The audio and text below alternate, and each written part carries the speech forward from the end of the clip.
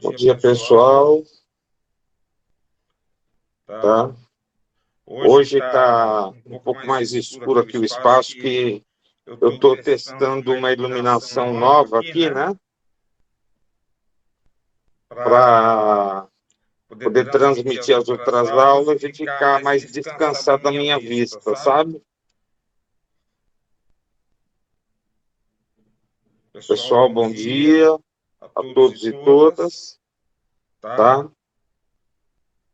A gente já podia começar se a gente quisesse, mas eu acho melhor, né? A gente esperar um pouquinho, mas vamos aos avisos, né? Vamos aos avisos. A semana que vem, o tema que ficou seria divisibilidade, tá? Mas como a gente tem abordado a temática da divisibilidade,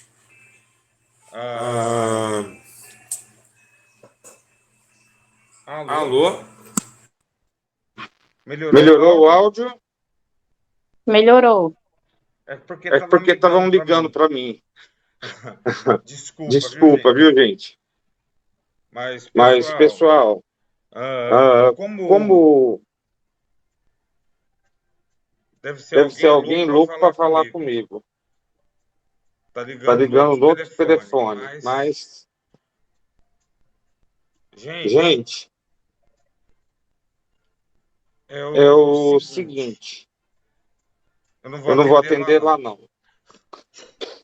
Gente, é o seguinte, como a gente ia falar sobre divisibilidade na próxima aula, e como a gente já falou sobre congruências, e hoje a gente já está falando sobre números primos, de alguma forma a gente já está falando sobre divisibilidade, né? Então eu acho que seria interessante, tá, para a próxima aula, a gente ver outra temática, né? E quem que seria na próxima aula? Tá? Quem que seria a dupla da próxima aula? Dani e Lucas. Dani e Lucas, né? Então eu poderia passar o capítulo 2 da minha dissertação de mestrado, que seria sobre teoria da prova, tá? Misericórdia, professor. É misericórdia, professor, pelo amor de Deus. Não, mas daí eu ajudo vocês, tá? Não, professor, mas em uma semana. Não, só E a preparar. gente já tinha começado a olhar o material de divisibilidade. Já começaram, já? Então deixa então, tá? Então eu faria, depois de divisibilidade, essa outra apresentação sobre teoria das demonstrações, tá? E a outra turma ficava mais adiante. Tá Ei, certo? professor, o que o senhor não faz na próxima semana e deixa a gente para outra? Porque na próxima semana vai ter aula presencial da Luciana e o Lucas vai vir. Aí fica muito ruim para a apresentação. Então, perfeito, tá? Então eu faço a próxima aula semana que vem e vocês ficam para daqui 2 semanas, pode ser? Maravilhoso. Tá? Pode ser? Eu não tinha nem pensado sobre essa questão, mas daí fica melhor, tá certo? Então eu estou pensando em fazer isso, porque eu ia abordar essa temática, né? Mas eu estava vendo que ficou a questão da divisibilidade, mas eu espero que seja uma excelente apresentação, né? Pelo que vocês estão falando, vocês estão pegando já exemplos, já várias ideias, né? Deus quiser, né, professor? Ele quer, e a gente é boa. Tá certo? Vamos ter calma. Tá certo? Não, vai dar certo, gente, vai dar certo. Então, vocês querem já começar? Fiquem à vontade, tá?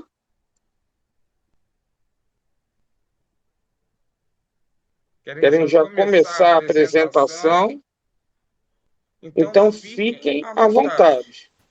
Pronto, vou só ligar aqui meu áudio. Tá bom. Então, agora, vamos assistir a aula de vocês. apresentação sobre os números primos, tá bom? Pronto, bom dia, pessoal. Tudo bem? Tudo, tá ótimo, som. Pronto. Bom, nós estamos na aula 6, né? O nosso assunto da aula de hoje é sobre os números primos. A nossa dupla é formada, né, por mim, Emanuela, e pela Elza também, certo? Pode passar.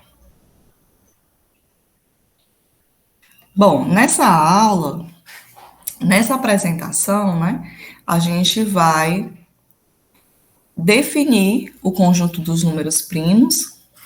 A gente vai também contar um pouco da história que envolve os números primos, trazer algumas curiosidades, né? Nós também vamos falar do crivo de Eratóstenes. Também nós vamos apresentar e demonstrar o teorema fundamental da aritmética de Euclides e demonstrar que os números primos são infinitos. Pode passar. Pronto. Aqui nós temos os objetivos da nossa aula, tá? Da nossa apresentação. O objetivo geral diz assim: recordar o conceito de números primos e teoremas que os envolvem. E os específicos: recordar a definição de números primos, conhecer aspectos históricos que envolvem os números primos, entender o algoritmo conhecido como crivo de Eratóstenes, demonstrar o teorema fundamental da aritmética e provar que os números primos são infinitos. Bom? Para iniciar aqui a nossa apresentação, a gente vai assistir um vídeo bem curto com o nome O Enigma dos Números Primos. Deixa eu só aqui que eu não vacilei, eu não abri o link logo. Mas é rapidinho.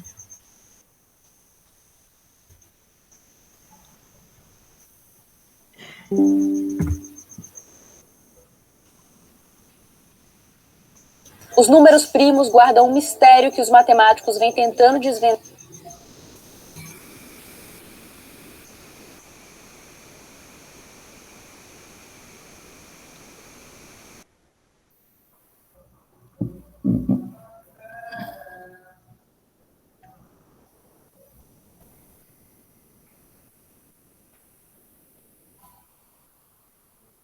Manu, não tá dando certo, não. Pronto, ela está apresentando, deixa eu tentar aqui.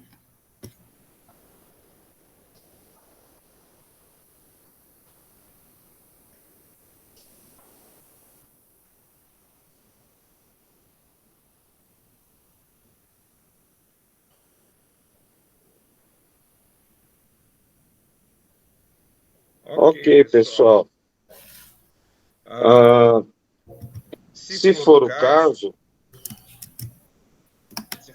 caso, passa pelo chat e eu tento abrir aqui.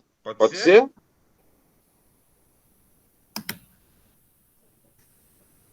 Passa o link pelo chat. Tá certo? Isso. Passa o link pelo chat e eu vou tentar abrir por aqui, tá bom?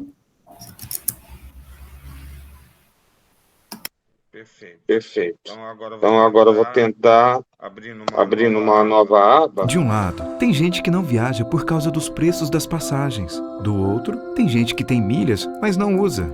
E aqui tem gente... Os números primos guardam um mistério Meu que... computador, graças a Deus que ele travou. Vocês estão vendo alguma coisa? Não, Elza, parou de apresentar. Só um instante. Espera aí que eu estou abrindo aqui, tá? Fiquem tranquilos. Fiquemos todos calmos. Tá? Vai dar tudo certo.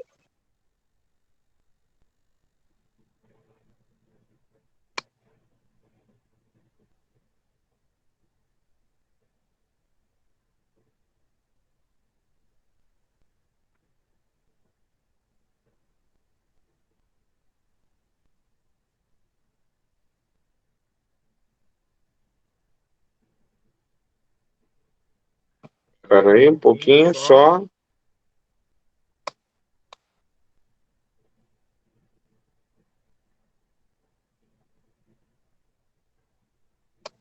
Vou ver aqui, pronto. Vou ver se eu carrego aqui, tá?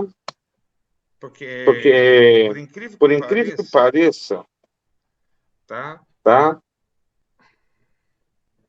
Por incrível que pareça,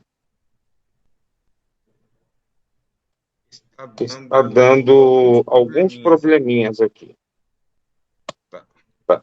Mas o problema, pelo que eu vi, era entre... Pronto, vai dar certo. Tá? Vamos lá? Os matemáticos vêm tentando desvendar por mais de 2.300 anos, quando o grego Euclides provou que existe uma quantidade infinita deles. O problema é que se alguém conseguisse desvendar esse enigma, nosso mundo interconectado seria seriamente ameaçado. Isso poderia causar até mesmo o colapso do sistema financeiro global.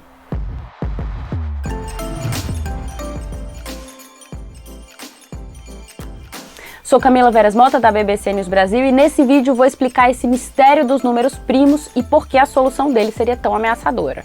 Mas antes, vamos relembrar a parte mais, digamos, escolar de tudo isso. Os números primos são aqueles que só podem ser divididos por 1 ou por eles próprios. Por exemplo, 3 é um número primo, ele só pode ser dividido por 3 e por 1. Mas 4 não é, já que ele também pode ser dividido por 2. Os matemáticos costumam dizer que os números primos são importantes porque com eles chegamos a todos os números naturais, basta multiplicá-los entre si.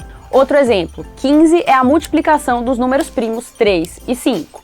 E 50 é 2 vezes 5 vezes 5, todos os números primos. E assim por diante. Você chega a qualquer número através de uma multiplicação entre primos. Agora já relembramos o que são os números primos e, graças a Euclides, também sabemos que eles são infinitos. Mas como se faz para encontrar esses números? É justamente esse o enigma dos números primos, a sua distribuição. Isso porque se eu pegar os números naturais, 1, 2, 3, 4 e assim por diante, e encontrar o número primo, eu não tenho como prever onde o próximo aparecerá. Em outras palavras, não existe uma fórmula para gerar números primos com exatidão e sem exceções. É importante deixar claro que até existem algumas fórmulas para determinados casos. A mais famosa é o n² mais n mais 41, que gera números primos para cada valor de n, mas ela só vale de 0 a 39. Ou seja, se eu substituir n por 1, obtenho 43, que é um número primo. E se eu fizer o mesmo com 22, chego a 547, que também é primo. Só que se o número for maior que 39, a fórmula não é suficiente. E como a gente sabe, existem infinitos números primos. E é aí que chegamos à pergunta de 1 milhão. O fato de os matemáticos falharem por milênios em suas tentativas de criar a lei de distribuição dos números primos significa que eles não têm um padrão regular? E quando digo pergunta de 1 milhão, eu quero dizer $1 milhão mesmo, literalmente. Isso porque desde o ano 2000, o Clay Institute of Mathematics em Massachusetts, nos Estados Unidos, oferece essa dinheirama como recompensa a qualquer pessoa que resolva um problema matemático relacionado a essa questão. Trata-se da hipótese de Riemann. Em 1859, o matemático alemão Bernhard Riemann descobriu uma conexão entre os números primos e formulou uma função matemática que ficou conhecida como zeta de Riemann. A hipótese de Riemann tem como base essa função. É uma conjectura que, se resolvida, seria capaz de descrever como os números primos são distribuídos ao infinito.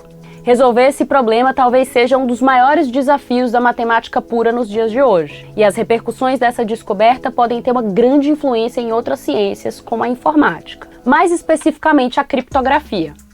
E é exatamente aqui que as ameaças digitais aparecem. Hoje em dia, a maioria dos códigos que são usados para manter as mensagens seguras na internet usam números primos. Melhor dizendo, eles usam nossa ignorância sobre eles. Consideremos o RSA, um dos sistemas criptográficos mais amplamente utilizados hoje em dia. Ele serve, por exemplo, para proteger os números do cartão de crédito ao se fazer uma transação online. Como eu disse agora há pouco, todos os números naturais possíveis podem ser alcançados multiplicando-se números primos. Eu dei até 2 exemplos. 15 é 3 vezes 5 e 50 é 2 vezes 5 vezes 5.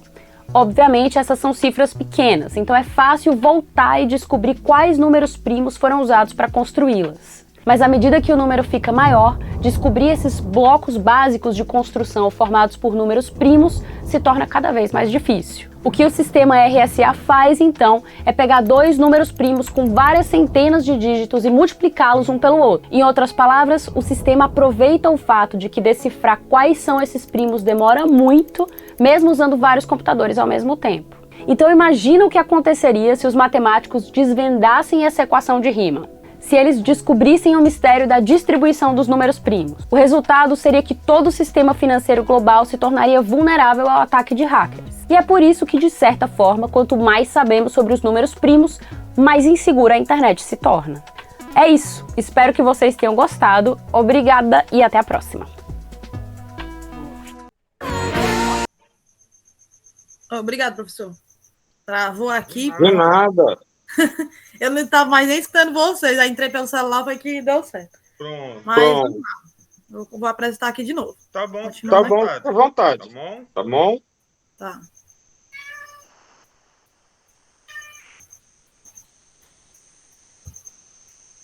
Pronto, o vídeo ele falou, né, o que era mesmo números primos, rapidamente, né, fez uma pequena revisãozinha falando o que era números primos, a importância dele para os dias atuais, e que até hoje é um mistério, assim, para os matemáticos, né, a gente sabe algumas coisas, mas que tem muito ainda, a gente não sabe como descobrir números primos, a gente sabe que é infinito, mas a gente não, é muito difícil calcular um número primo muito grande, muito extenso, né, então, mas é um número tão, os números tão difíceis até hoje para a sociedade que eles são considerados até como os números elegantes.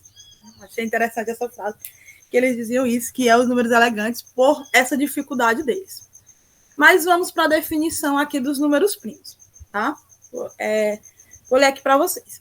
Se o número primo natural, P, for maior que 1, tem apenas 2 divisores positivos. E estes são 1 e P.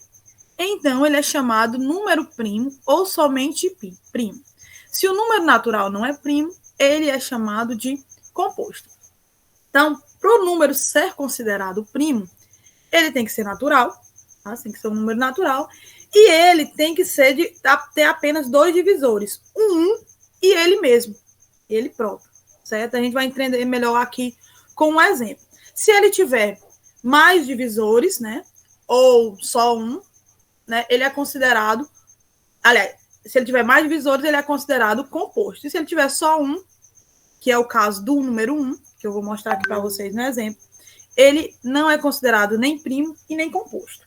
Deixa eu mostrar aqui para vocês entenderem melhor. Aqui eu tenho uma sequência de números que vai do 1 ao 50, tá bom? Aí eu já pintei aí nos quadradinhos cinza os números primos, tá? Que são 2, 3, 5, 7, 11. Percebam que não tem uma sequência padrão, né? Se uma pessoa que não entende de matemática pegasse uma tabela dessa, né, ele teria até uma certa dificuldade para descobrir uma sequência para dizer que são números primos, né? Porque eles têm uma distribuição aleatória, né? Pode ser que o próximo número primo seja o próximo, como é o caso do 2 e o 3. Pode ser que pule um número, como é o caso do 3 e o 5.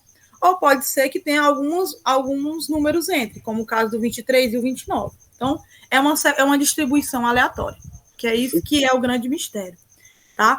Deixa eu só fazer uma pergunta.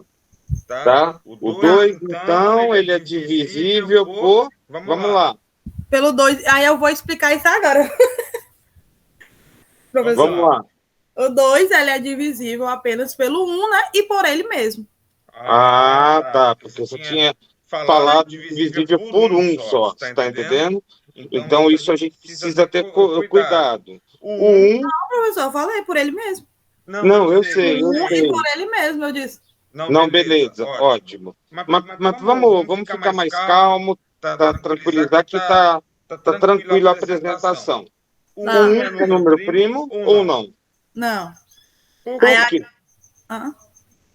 Pronto. O 1, ele não é número primo, né? Porque ele é divisível apenas por ele mesmo, certo? Então, como ele só tem um divisor, ele não é considerado primo e nem considerado composto, como eu falei antes. O 1, ele só tem um divisor, que é ele, tá? E para ser primo, ele tem que ter o divisor 1 e ele mesmo, no caso do 2, né? O 2, ele é divisível por 1. Lembrando, que todos os números, eles são divisíveis por 1, eles já são divisíveis por 1. Perfeito. Certo? E o 2, ele é divisível por ele mesmo, tá? Já o 3, ó, o 3 ele é divisível por 1, né, no caso, e ele é divisível por ele mesmo, ele não dá para dividir pelo 2. Então, ele também é um número primo. Já o 4, por exemplo, o 4 ele é divisível pelo 1, por ele mesmo e pelo 2. Então, ele já tem 3 divisores. Então, ele já é considerado um número composto. E assim a sequência vai. Né? O 5 também. Isso a gente vai ver melhor quando a gente for ver o crivo de Eratóstenes, tá bom? Aqui eu só quis demonstrar mesmo como era. Outro que não está aparecendo aí é o 0. Vocês sabem me dizer se o 0 ele é primo? Vamos lá, pessoal. E aí, o 0 é primo? Sim ou não?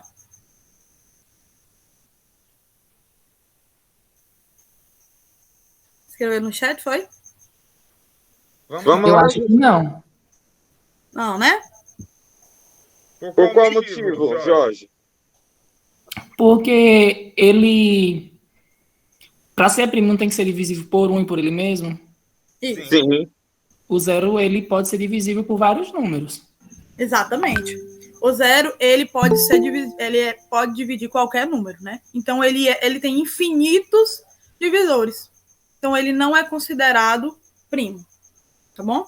Então, só recapitulando, para ser primo ele tem que ser um número natural e tem que ser divisível por ele mesmo e por 1, tá bom? Mas a gente vai ver outros exemplos mais na frente. Vou passar aqui para outro exemplo. Essa parte aqui eu quis trazer porque aqui os alunos, né, professor? Acredito que todos ensinam na educação básica. Então, eu quis trazer como é que a gente poderia repassar esse conteúdo de números primos na educação básica, na nossa sala de aula, né? Então, eu pensei da gente trazer, apresentar os primos, quando a gente for fazer uma divisãozinha mesmo, falar dos números primos, né? A questão de, quando for trabalhar o MMC, o MDC, né? Também falar da importância, como foi falado no vídeo, da criptografia, pode também abordar os números primos para eles.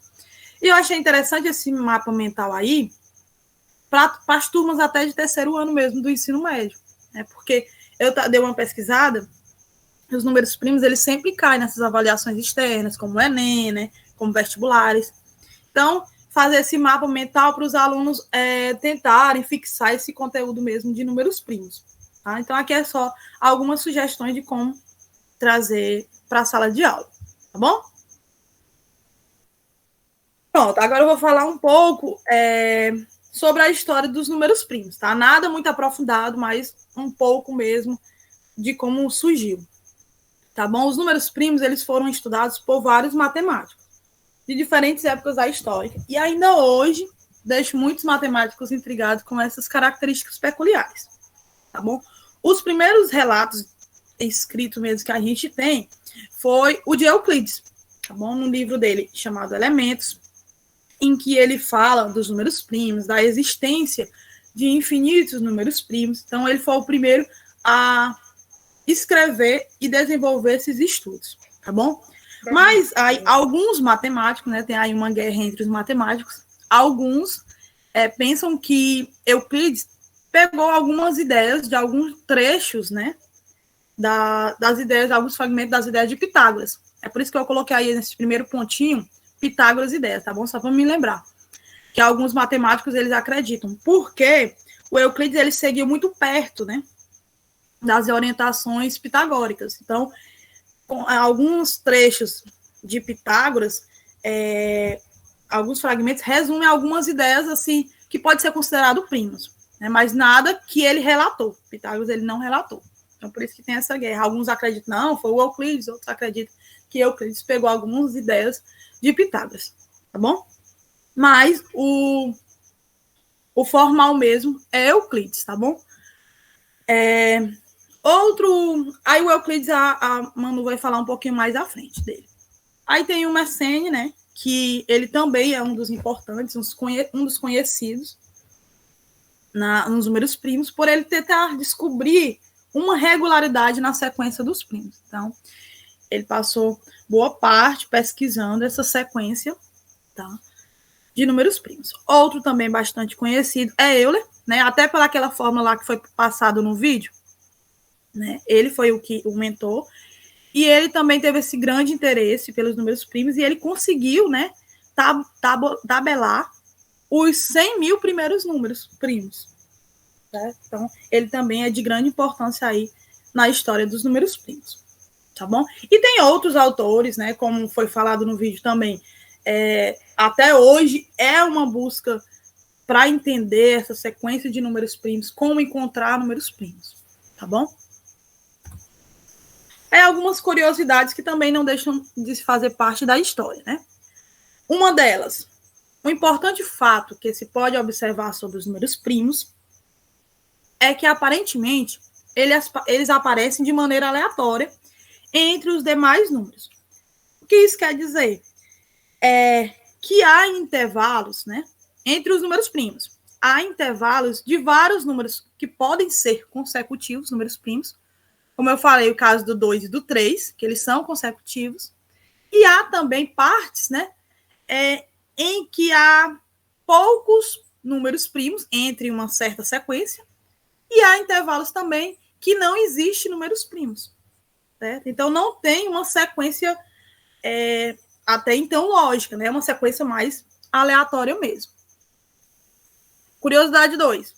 Essa sequência que não tem números muito grandes, de números inteiros, né? Que não tem números primos, eles são chamados de desertos. Tá bom? Onde uma sequência grande que não tem entre essa sequência números primos, eles são chamados de desertos. Eu não sei se está dando para entender, gente. Está tão... Estão aí ainda? A minha internet caiu. Tá dando tudo certo, Elza. Pronto. Tá ótimo. Pronto. Outra curiosidade, o número 1 nem é primo nem é composto. Como eu falei inicialmente, né, o número 1 ele nem é primo nem é composto porque ele é apenas divisível por ele mesmo. Tá bom? 2. Pessoal, vocês entenderam bem essa ideia dos desertos? Não seria quando tem um intervalo muito grande que não possui números primos, não é isso? Vamos pensar nesse intervalo grande, além de ser grande, ele pode ser aleatório, tá certo? Vamos pensar que é grande e que é aleatório, tá certo? Vamos pensar que uma característica dos desertos, tá? É que eles aumentam e eles diminuem, né? Então, geralmente, se os números primos são infinitos, quando nos deparamos com desertos, nós não temos, muitas vezes, uma noção de quando vai aparecer o próximo primo. Isso. Tá certo? Então, quando a gente não tem essa noção, então fica um pouquinho complicado. Tá certo? E, às vezes, a gente tem o caso dos primos gêmeos, que eu creio que a Elza vai falar, né? Vou não, professor? Tá? Como curiosidade, você diz? Sim, os chamados primos gêmeos são primos que, de repente, entre esse chamado deserto, de repente você tem uma sequência de 2 números primos, tá? Você tem 2 números primos que, de repente, eles são consecutivos, eles são chamados de primos gêmeos. Tá certo? Então, é meio complicado a gente analisar isso. Então, é interessante a gente ter essa ideia do deserto entre os números primos e, de repente, a gente tem números primos que estão um ao lado do outro. Tá certo? Então, vamos lá. Pode continuar, Elsa. Pronto. Essa parte dos números primos, dos gêmeos, né, eu nem englobei, mas eu tinha dado uma estudada sobre isso, né, que são aqueles números que, quando a gente tira a diferença dele, dá 2, no caso do 49 e o 51, né, aí tem alguns números primos em determinada sequência que a diferença deles dá 2, então eles são considerados primos gêmeos, tá bom? Mas eu não coloquei nada aqui no slide não, tá, professor? Continuando aqui, apenas números naturais são classificados como primo. O número 2 é o menor número primo e também o único que é par, até porque, gente, os outros pares, né, eles são divisíveis também pelo 2. Então, no mínimo, eles teriam 3 divisores, tá bom? Então, por isso que o número 2 é o único par. Aí vem o número 5, que também é o único primo terminado em 5, da mesma maneira do 2 aí. Todos os números terminados em 5, eles são divisíveis também por 5, né? Então, eles teriam também 3 divisores, que seria o 5, 1 e ele mesmo, né? No mínimo. Então, por isso, tem essa regrinha aí para eles. Aí, os demais números primos, eles são ímpares e terminam com o algarismo 1, 3, 7 e 9. Tá bom? Essas são algumas das curiosidades. Pronto. Agora a gente vem aqui para o crivo de Eratóstenes. Gente, eu passei a noite todinha, acho que eu ainda não sei falar o nome desse homem direito. Treinando esse Eratóstenes. Mas vamos lá, né? O Eratóstenes de Cirene, também que ele é conhecido, ele fez alguns estudos, né, e desenvolveu um algoritmo que é um método para encontrar, né, primos em uma determinada sequência finita, tá bom? Vou ler aqui para vocês e mostrar um exemplo para ficar melhor. O crivo de Eratóstenes é um dos métodos mais conhecidos de se encontrar uma sequência de números primos. Esse método possibilita identificar todos os primos menores que um determinado número pré-definido. O método consiste em um algoritmo que pode ser descrito da seguinte forma. Então, tem essas seguintes características, tá bom? Primeiramente, é definido um intervalo no qual se deseja identificar os números primos contidos nele. Então, primeiramente, a gente vai definir uma sequência. Por exemplo, de 1 a 18, de 1 a 50, de 1 a 100, então a gente vai definir a sequência. Depois, com exceção do número 2, que é o menor número primo, devem ser assinados todos os múltiplos de 2, contidos no intervalo. O primeiro número depois do 2 não é assinado, é primo, que no caso é o 3. O 3 ele não é assinado porque ele não é divisível por 2. Então, ele já é considerado primo. Em seguida, deve-se assinar todos os múltiplos desse número primo encontrado, com exceção do próprio número. O primeiro número depois do 3, não assinado novamente, é um número primo. E assim segue com este mesmo procedimento, até não ser mais possível assinalar mais nenhum número no intervalo. Ao final do procedimento, todos os números não assinados são números primos. Vou mostrar aqui um exemplo para explicar melhor aqui essa explicação, tá bom? Essa leitura. Pronto, o exemplo é localizar os números primos de 1 a 100 utilizando o crivo de Eratóstenes, certo? Mas antes da gente ir para o exemplo propriamente dito, a gente tem que relembrar, né, algumas questões sobre a divisibilidade. Por exemplo, a divisibilidade por 2, que todo número par, né, é divisível por 2. Então, os números terminados em 0, 2, 4, 6 e 8, eles são divisíveis por 2. Outra coisa, divisibilidade por 3. Um número é divisível por 3 se a soma dos seus algarismos der um número divisível por 3. Divisibilidade por 4. Um número é divisível por 4 se ele for divisível 2 vezes por 2. Ou então, por seus 2 últimos algarismos forem divisíveis por 4. Divisibilidade por 5. Todo número terminado em 0 ou 5 é divisível por 5. Divisibilidade por 6. Se um número for par e também divisível por 3, será divisível por 6. Divisibilidade por 7. Um número é divisível por 7 se a diferença entre o dobro do algarismo e o restante do número resultar em um número múltiplo de 7. Então, só para a gente relembrar essa questão da divisibilidade. Vou mostrar aqui o exemplo prático. Tá aqui. Eu defini essa sequência de 1 a 100. Tá bom? Então, já defini. Aí eu vou utilizar o crivo de Eratóstenes, tá bom? Então, a primeira coisa. O 1, tá bom? Ele já está fora, né? Ele não é considerado número primo. Por quê? Porque ele é divisível somente por ele mesmo. Então, já cancelo ele aí, ó. Passei um tracinho nele. Cobri. Outro. Os números terminados em 0, 2, 4, 6 e 8, eles são divisíveis por 2. Então, eles não são considerados primos. Então, eu vou circular aqui. Tá vendo? Os números terminados em 5, eles também, né, são divisíveis por 5. Então, eu vou circular isso aqui também, os de azul, ó. E os números cuja soma dos algarismos forem 3, estarão por fora também dos números primos por serem divisíveis por 3, né? Então, vou destacar aqui na cor laranja. Bom? E aí, os números que são divisíveis por 7, também eu vou destacar por verde. Tá vendo?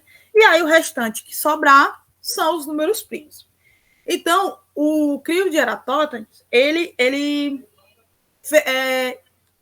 ensinou isso, né? Ensinou essa sequência. A gente conseguir encontrar os números primos em uma determinada sequência,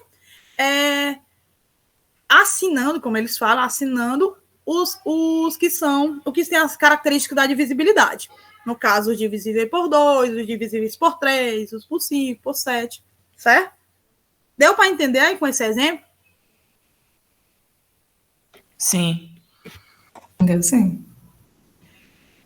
Pois, pronto. Aí, né, se você quiser fazer números maiores que 100, aí você determina, para fazer esse crivo, você tem que determinar uma sequência finita, tá bom?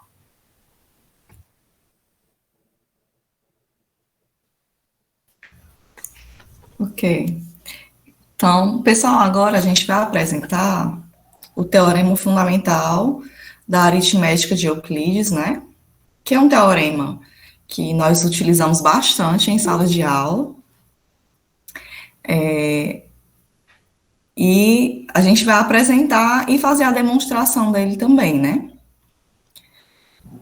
Esse teorema, ele envolve os números primos, né? O que é que esse teorema ele fala? Ele diz que todo número inteiro maior do que 1 pode ser escrito de forma única, a menos a sua ordem, né? Como um produto de fatores primos. Então, é o que a Elza demonstrou, né? Mostrou lá num dos primeiros slides, no qual ela pegou o número 112 e fez a decomposição dele em fatores primos, né? Ela colocou, inclusive, do lado de um mapa mental. E esse teorema, gente, é o que a gente vai demonstrar no próximo slide. Inicialmente, a gente vai demonstrar que um número inteiro maior do que 1, ele pode ser escrito como um produto de fatores primos, e depois a gente vai demonstrar a unicidade desse produto, né? A menos a sua ordem, né? Porque nós sabemos, né, que a ordem dos fatores não altera o produto, né? Então, primeiro a gente vai estar demonstrando aí que um número inteiro maior do que 1, ele pode ser escrito como um produto de fatores primos, e depois a gente vai demonstrar que essa inscrição é uma forma única, né? Pode passar.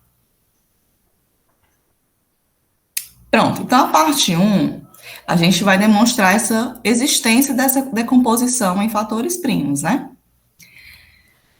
Se a gente tomar um n primo, então não há o que demonstrar, porque a fatoração dele vai ser o próprio n, certo?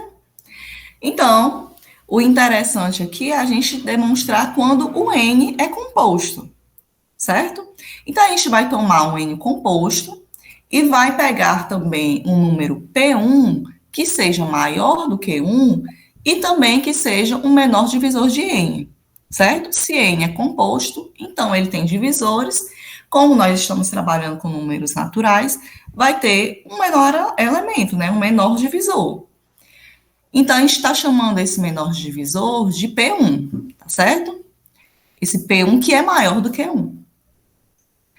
O que é que a gente pode concluir? Que esse P1, ele não pode ser um número composto.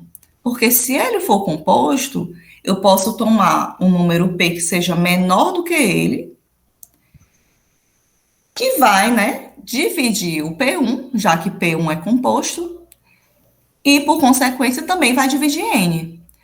E isso iria contradizer a nossa escolha de P1, já que a gente está pegando P1 como o menor dos divisores, né? Novamente, se o P1 ele for composto, então P1 não pode ser o menor, né? Isso a gente entraria em contradição. Então, o P1 não é composto. Esse P1, que é o menor divisor de N, é um número primo. Certo? Vocês entenderam essa primeira parte?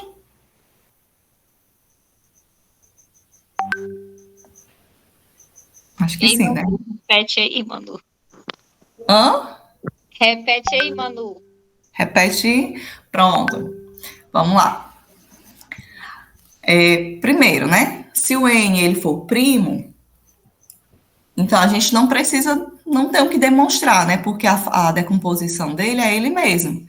Então ele já pode ser escrito como, pode ser decomposto em fatores primos. No caso, a decomposição de N, se N for primo, é o próprio N, certo? Então, a gente vai demonstrar agora se ele for composto. Se ele for primo, é isso, a decomposição dele é o N, então não haveria o que demonstrar. A gente vai supor, então, que o N, ele é um número composto. Se N é composto, a gente pode tomar um divisor dele, que nós estamos chamando de P1, que seja um menor, certo? A gente está escolhendo P1, o menor divisor de N. A gente pode fazer isso, já que ele é um número composto, certo? Pronto, o que é que a gente está concluindo? Que esse número P1, que é o menor divisor que a gente tomou, ele não pode ser composto, ele só pode ser primo. Por que ele não pode ser composto? Se ele for composto, ele pode ser escrito como um produto, certo? Então, existiria um número P menor do que P1, que dividiria P1. E, por consequência, ele dividiria N. Ok? Então, isso iria contradizer a nossa escolha de P1. Porque P1, ele é o menor divisor. Certo? Então, o que é que a gente pode concluir? Que P1, ele não pode ser composto. Ele só pode ser primo. Para não contradizer a nossa escolha. Então, a gente pode seguir fazendo isso e dizendo que o N, né? Ele pode ser escrito como P1 vezes N1. A gente já viu que o P1 é primo, certo? Se o N1 ele for primo, então a gente conclui a nossa demonstração, tá ok? Porque a gente está querendo demonstrar que o N ele pode ser escrito como um produto de números primos. Então, se N1 for primo, a nossa demonstração está concluída. Pronto, Jorge, diga, Jorge. Ele levantou a mão. Pronto. Manu, nesse caso, é como se a pessoa fosse fazer aquela situação de tirar o MMC. Aí pega os fatores, vai decompor eles. Não é isso? Isso. Pronto. Aí, se N1 ele for primo, então a demonstração estaria concluída, certo? Porque a gente demonstraria que o N ele está escrito como um produto de dois primos, certo? Agora, se o N1 ele for um número composto, aí a gente continuaria a demonstração. N1 sendo composto, a gente faz a mesma coisa que a gente fez anteriormente. A gente poderia tomar um número P2 maior do que 1 como o menor divisor de N1, certo? Analogamente, a gente concluiria o quê? Que o P2, ele não pode ser um número composto, né? A gente recairia lá na primeira situação, né? Porque senão existiria um número que fosse menor que ele, que dividiria em 1, certo?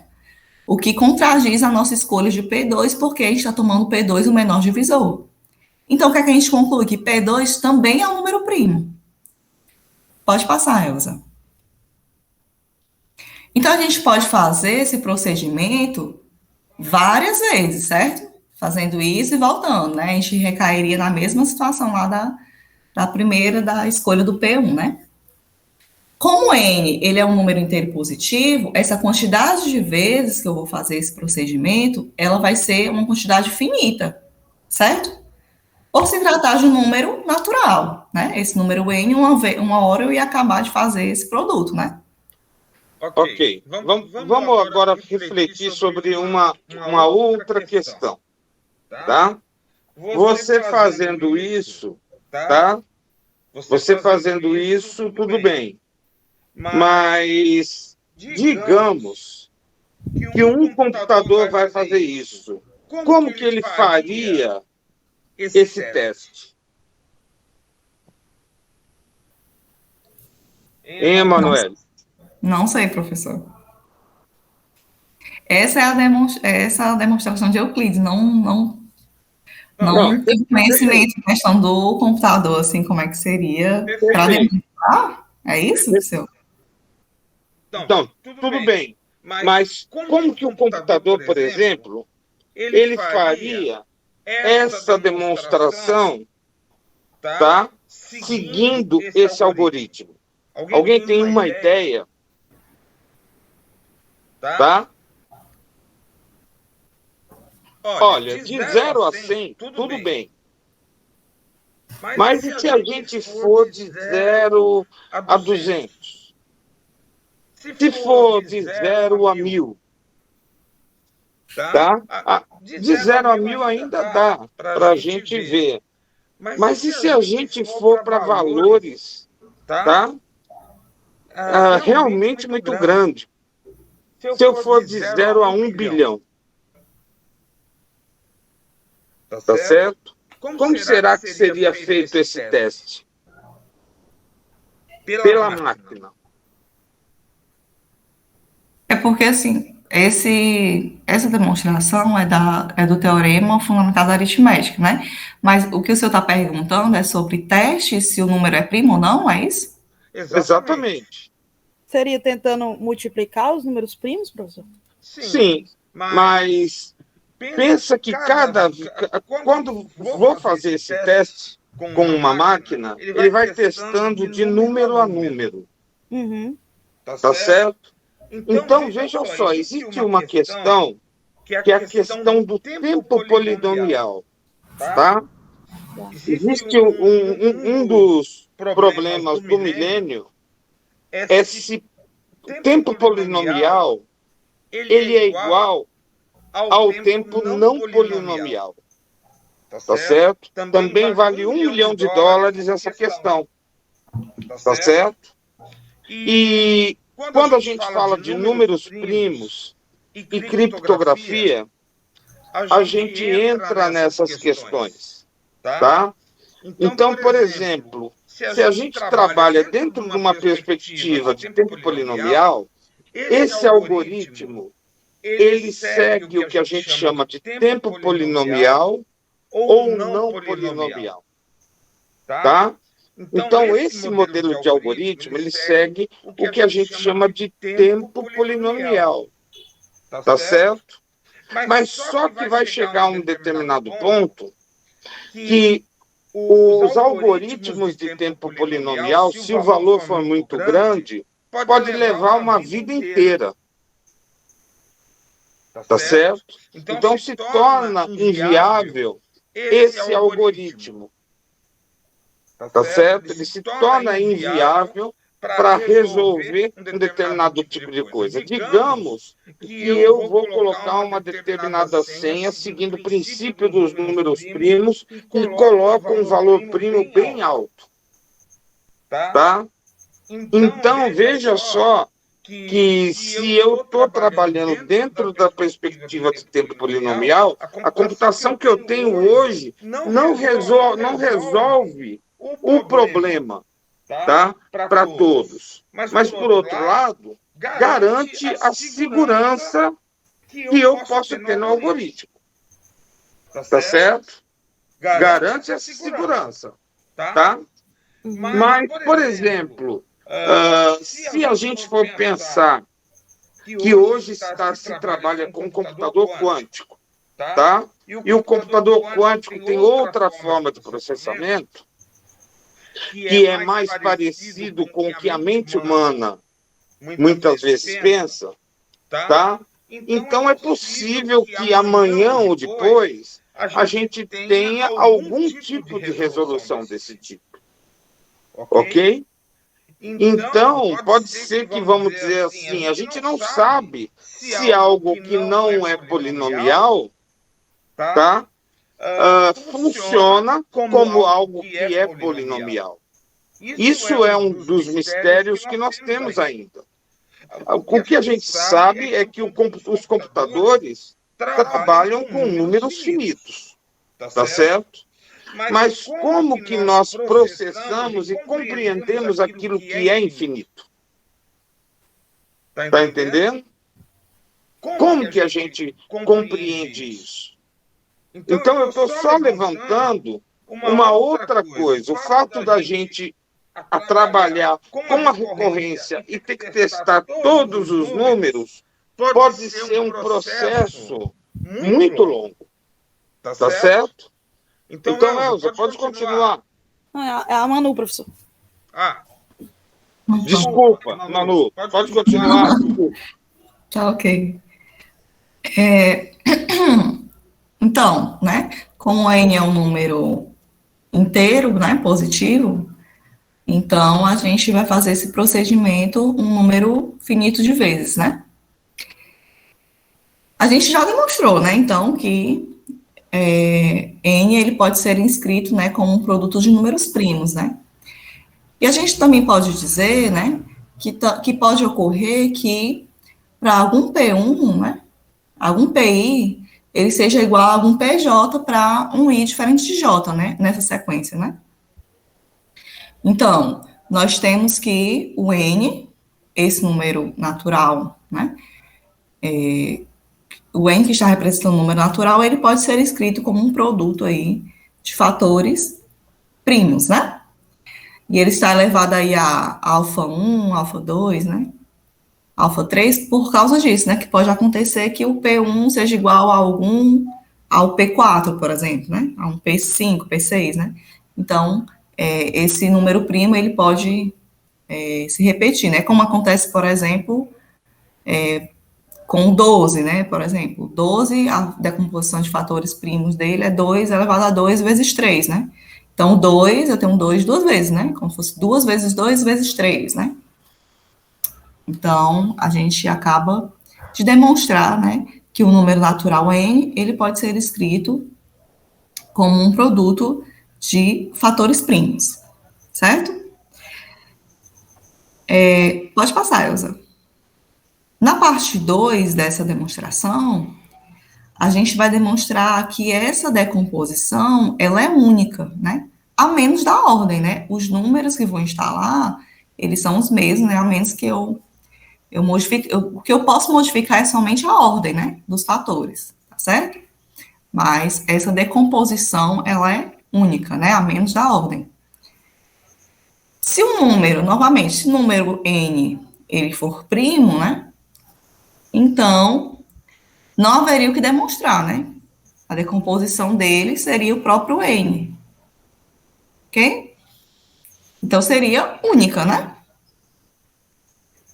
Então, a gente vai supor que esse N maior do que 1 seja composto, um número composto. A gente vai demonstrar, né? A gente já demonstrou que ele pode ser escrito como um produto de fatores primos, agora a gente vai demonstrar que essa decomposição ela é única, tá certo? Para isso, a gente vai utilizar o segundo princípio da indução, certo? Então, a gente vai partir do princípio de que isso vale para N igual a 2 e que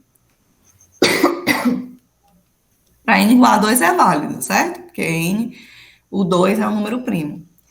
A gente vai demonstrar que isso vale, né? Que a unicidade, ela vale para números menores do que N. E com isso, pelo segundo princípio da indução, demonstrar que também vai valer para N, tá certo? Vamos lá. Então, a gente vai, primeiro, supor, né, que o N, ele possui duas fatorações, né? Está supondo que esse N, ele possui duas fatorações, P1, P2, P3, P4, até um PK, né? E que é igual a Q1, Q2, Q3, Q4, até um QR, tá certo? Então, a gente está dizendo que o N, ele tem duas fatorações, né? O que a gente vai demonstrar é que essas duas são iguais, tá bom? Que é única, né? P1, P2, até o PK, né? Esses Qs também, Q1, Q2, até o QR, eles são números primos, tá bom? A gente está dizendo que o N, ele pode ser escrito como, ele possui duas fatorações em números primos, tá bom? Com essa segunda igualdade, se tu puder só apontar a segunda igualdade, que diz que P1, P2, P3 até um PK, ele é igual a Q1, Q2, Q3, até um QR, certo? Com essa segunda igualdade, a gente pode concluir que o P1, ele vai dividir esse produto, né? De Q1, Q2, Q3, até um QR, certo? O P1, ele vai dividir esse produto, ok? A gente pode obter isso com a segunda igualdade. Assim, a gente pode concluir que o P1, ele é igual a 1 QJ. Por quê? Porque se ele divide, e como são números primos, né? Isso significa que um deles são iguais, tá bom? A gente vai supor, né? A gente pode reordenar os Qs, né? E supor que o P1, ele é igual a um Q1, ao Q1, né? Sem perder a generalidade da demonstração, né? Então, a gente pode dizer que o P2 vezes P3 vezes P4 até um PK, ele vai ser igual ao Q2, Q3, Q4 até um QR. Por quê? Porque o P1, a gente está dizendo que o P1 e o Q1, eles são iguais, né? A gente pode cancelar aí os dois, né? E a gente vai ter que essa igualdade, vai ter essa última igualdade aí, né?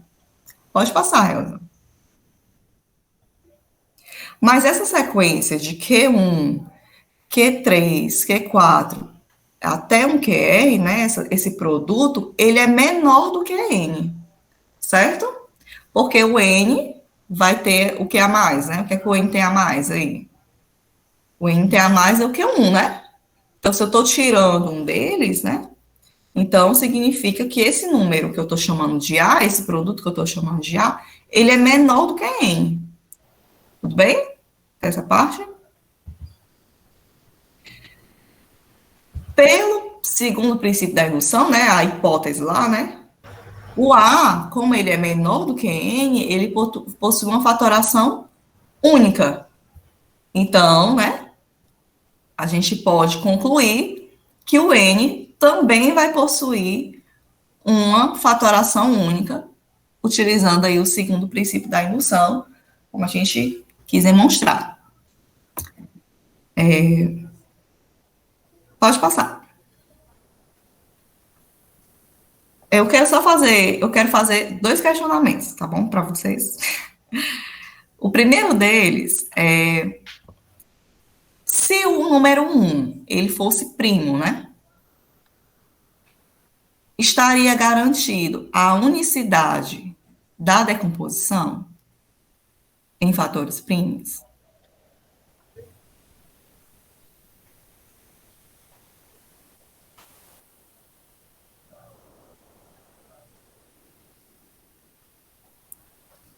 Pronto, não vou responder, vou deixar para a gente refletir um pouquinho, né? Vou passar para a segunda pergunta. Essa segunda pergunta é bem mais simples, né? Fala assim, quantos números primos existem? Alguém pode me responder quantos números primos existem? Infinitos, né? Infinitos, show de bola. Então, agora a gente vai demonstrar, né, que esses números primos são infinitos, né? Pode passar, Elza. Pronto. Demonstrando aí que os números primos, eles são infinitos, né? Essa demonstração, pessoal, ela é de Euclides, tá certo? Foi Euclides que demonstrou dessa maneira, mas nós temos outras demonstrações que são bem interessantes, né? Mas essa, a gente trouxe essa porque essa é a mais conhecida, tá certo? A que ficou mais conhecida, né? Que foi a de Euclides. Para a gente demonstrar que os números primos, eles são infinitos, a gente vai supor, inicialmente, a gente vai supor o contrário, vai entrar em um absurdo, né? Vai chegar em um absurdo. A gente vai supor que existe uma quantidade finita, que os números primos, eles não são infinitos, eles são finitos, vamos supor isso, tá certo? E a gente vai dizer que essa quantidade finita, ela é K. Então, existe K números primos. Então, o que é que a gente está fazendo? A gente está pegando esses números primos e está ordenando eles, ó. o P1, o P2, o P3, o P4, até o PK, tá certo? Colocando ele aí numa ordem crescente, certo? E a gente está dizendo o quê? Como existem K números primos, né, a gente está dizendo que esses P1, P2, P3, até o PK, eles são todos os números primos existentes, tá certo? Que a gente está supondo, né, que são finitos. Ok. Então, a gente vai considerar o número N, certo? Que seja igual a P1, P2, P3, P4, até PK, mais 1. Esse número N, ele é composto. Por que ele é composto? Porque todos os números primos, eu já disse quem são, né? Eu já supus na minha hipótese, já disse quem eram, né? Eram o P1, P2 até o PK. Então, esse número N, ele não é primo. Ele é um número composto, tá certo? Segundo a nossa hipótese. Então, pelo teorema fundamental da aritmética, como ele é um número composto, né? Como ele é um número natural, né? Ele pode ser decomposto como um produto de fatores primos, tá certo? Então, o que é que a gente pode observar? Que esse número N, ele é maior do que todos os primos que existem, pela minha hipótese. Esse N, ele é maior do que o meu P1, concordam? O N também é maior que o P2, ele também é maior que o P3 e é até maior que o P4, tá certo? Que seria o maior dos números primos que a gente está considerando aí na nossa hipótese, né? Porém, esse N, ele não pode ser decomposto em fatores primos. Por quê? Porque ele sempre deixaria um resto 1 quando fosse dividido por P1, P2, P3, P4, até um PK. Então, se ele fosse dividido por qualquer número primo, ele sempre deixaria resto 1. Logo, ele não poderia ser escrito como uma decomposição em fatores primos. O que é um absurdo contra o teorema, né? Que a gente acabou de demonstrar, né? Contra o teorema fundamental da aritmética. E com isso, nós provamos, né? Que os números primos, eles são infinitos. Pode passar, Elza. Pronto, gente, na bibliografia, a gente colocou 2 trabalhos, tá certo? Quem se interessar, né, pelos números primos, né, esses 2 trabalhos aí são do meu esposo. Ele fez os 2 trabalhos, tanto da graduação quanto do mestrado, ele fez sobre os números primos, né? Na graduação, ele colocou aí 10 provas que os números primos, eles são infinitos, né? E na dissertação, ele apresentou os testes, 8 testes de primalidade, né? O professor perguntou sobre como é que os computadores faziam, né? E ele colocou aí 8 testes, né? Utilizando fórmulas e tal, né? Aí eu vou ligar aqui a minha câmera, eu tô meio feia, mas eu queria mostrar alguns livros, né? Para quem se interessar, né, por esse assunto de números primos, né, como foi o tema da graduação, do TCC dele de graduação, né, e da dissertação, né, a gente tem alguns livros, né, que falam sobre os números primos. Tem esse aqui, tá certo? Números primos, do INPA. Também tem esse aqui, que fala sobre a criptografia. Tem um livro que é bem interessante, que nós estudamos com ele também para a graduação, que é o do Ives, de História da Matemática, Introdução à História da Matemática, tá certo? Tem também uma parte, né, do livro do Boyer, né, de História da Matemática, que ele vai falar sobre os números primos, né? E, geralmente, esse aqui a gente encontrou na Bienal do Livro, né? Tomara que tenha esse ano. Que é Os Elementos de Euclides, né? Da editora Unesp. Então, a gente tem outros, que aqui é cheio de livro mesmo, assim, né? A gente gosta de Então, esses são alguns dos livros que falam aí sobre os números primos, né? Se vocês quiserem, depois eu posso colocar a lista no grupo do WhatsApp. Tá? Esses são livros aí para quem se interessar mais, né, sobre o assunto. E obrigado. Pronto, eu até coloquei também um artigo aí no nosso grupo, que é o Fascínio dos Números Primos. Se vocês quiserem dar uma olhada, ele é bem didáticozinho, assim, para levar para a sala de aula mesmo, para a educação básica. Tá bom? Aí eu vou postar também o slide no grupo, tá, professor? Pode postar. Obrigada aí a todos. Tá. Eu agradeço vocês, tá certo? E gostaria de fazer alguns comentários, tá certo? Números primos, se a gente for observar, é um mundo em termos de trabalhos matemáticos. No entanto, é um tema muito simples, né? Muita gente é incentivado à matemática. Por exemplo, o André Willis, que demonstrou o último teorema de Fermat, ele disse que o que inspirou ele na matemática quando jovem era um livro sobre números primos, tá? E sobre o teorema de Fermat. Então, é um tema que nós podemos abordar nas séries iniciais, podemos abordar no ensino fundamental, podemos abordar no ensino médio, podemos abordar no ensino superior e podemos abordar também em pós-graduação, tá? Então, uma coisa interessante é como que a gente poderia trabalhar didaticamente a questão dos números primos nas séries iniciais e no ensino médio, no ensino fundamental e no ensino médio, tá certo? Então, eu acho que é interessante a gente explorar as didáticas desses tipos de problema. Por exemplo, existem muitas conjecturas que ainda não foram resolvidas sobre números primos. Tá? Por exemplo, a conjectura de Goldenbach, tá? É um exemplo de conjectura que até hoje não foi resolvida, tá certo? Então, quando a gente fala de conjectura, a gente está falando de algo que não foi demonstrado, tá? Que carece de uma demonstração.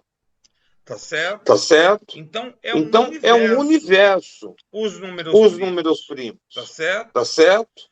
Então, eu queria parabenizar vocês porque conseguiram abordar de uma forma simples, porém não simplista, essa temática, tá certo? Tiveram pouco tempo para poder fazer essa discussão, tá?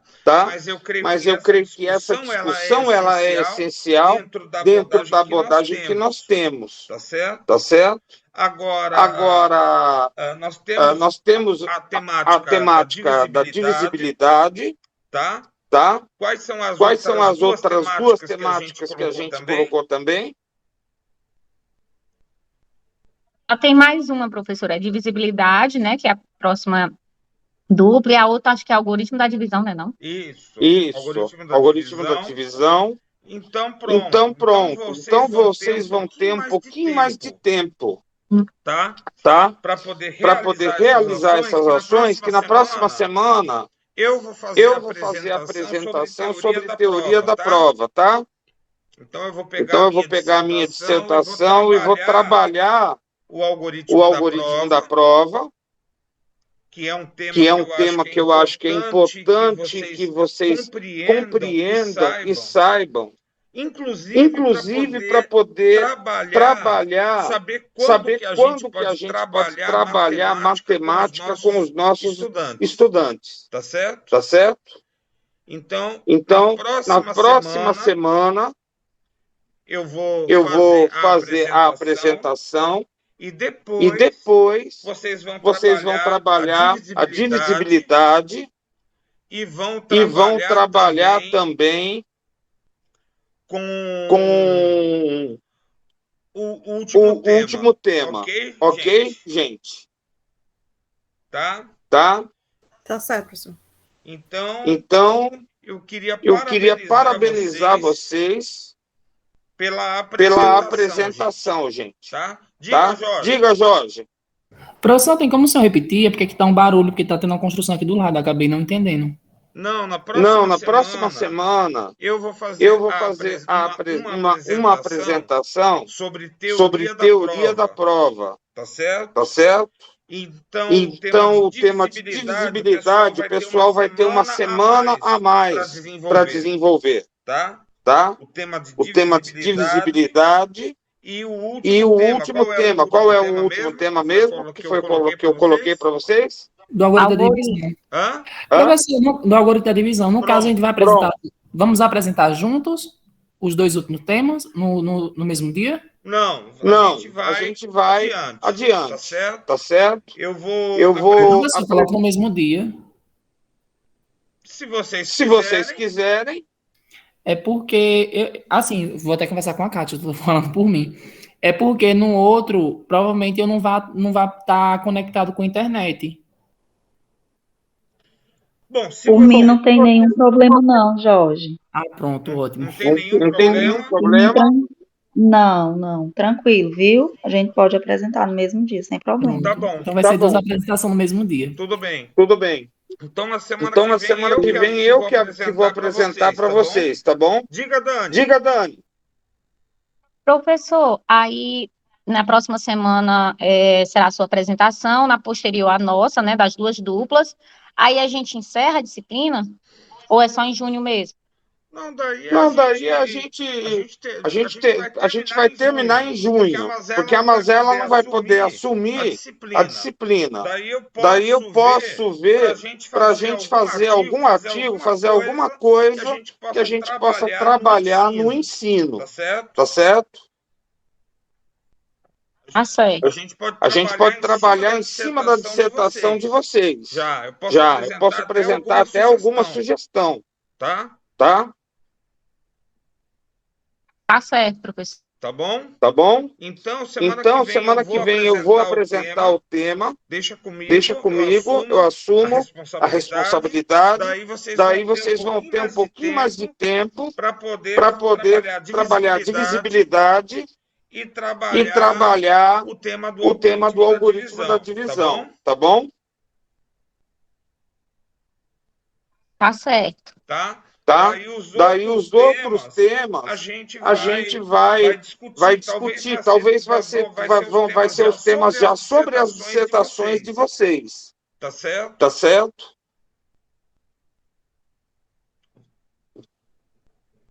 Então aí a gente tenta trabalhar um pouquinho sobre esses temas, tá? Então, gente, todo mundo preencheu, colocou o nome completo e o número de matrícula na chamada. Ah, eu não coloquei não, professor, desculpa. Então coloca, gente, coloca, tá? Porque eu vou terminar a gravação. Eu queria daí falar com a Kátia, tá? Que é minha orientando, aí eu quero falar com ela. Tá bom, Kátia? Sim, ótimo. Perfeito. Então, pessoal, deixa eu ver aqui se vocês colocaram, pronto. Então, quem falta colocar o nome, coloque o nome completo e o número de matrícula, tá? A gente vai terminar mais cedo a aula hoje. Tá bom? Tá ótimo, professor. Cada dia você tá ficando melhor. Obrigada. A gente está trabalhando bem, gente. A gente está trabalhando bem. Eu imagino a dificuldade e o desafio que é para vocês, porque a gente fica na sala de aula, muitas vezes, a gente trabalha a matemática, mas muitas vezes a gente cai no cotidiano, né? Então, eu imagino a dificuldade que seja a gente estudar os temas novos na perspectiva do mestrado, tá? Então, no começo a gente começa meio duro, tá? Mas agora vocês estão começando a ficar excelentes. Tá certo? Tá certo, gente? Então... E eu, professor, que nem ensino matemática? Sim, nem sabe, mas... Essa semana eu passei a noite acordada tentando estudar esse seu trabalho. Eu sei. Mas eu gostei do tema, viu? Ótimo. Então vamos avançar, gente. Então, na próxima semana eu vou disponibilizar a minha dissertação daqui a pouco no grupo da matemática, tá? E aí a gente vai fazer já algumas discussões, tá certo? Então, pessoal, um abraço a todos. Eu vou encerrar a gravação. Quem não colocou o nome, 5 segundos para colocar. 5, 4, 3. Ave Maria, professor, peraí. Pronto, eu espero. Então coloque. Eu vou ficar aqui com o senhor, só acessando aqui a minha matrícula. Pronto. Coloca aí, Kátia. Tá? Pessoal, um abraço. Um ótimo fim de semana. Uma ótima Uma ótima chuva.